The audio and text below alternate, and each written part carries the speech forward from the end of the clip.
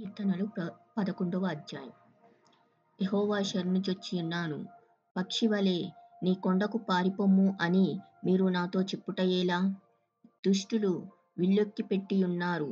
చీకటిలో యథార్థ హృదయుల మీద వేయుటకై తమ బాణములు నారియందు సంధించియున్నారు. పునాదులు పాడైపోగా నీతిమంతులేమి చేయగలరు? యెహోవా తన పరిశుద్ధాలయంలో ఉన్నాడు.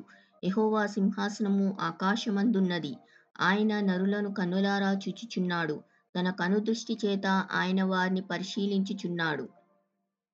యెహోవా నీతిమంతులను పరిశీలించును. దుష్టులను బలాత్కారాసక్తులను ఆయనకు అసహ్యులు. దుష్టుల మీద ఆయన ఉరులు కురిపించును. అగ్నిగంధకములను వడగాలియు వారి పానీయ భాగమగును. యెహోవా నీతిమంతుడు, ఆయన నీతిని ప్రేమించువాడు. యథార్థవంతులు ఆయన ముఖదర్శనము చేసెదరు.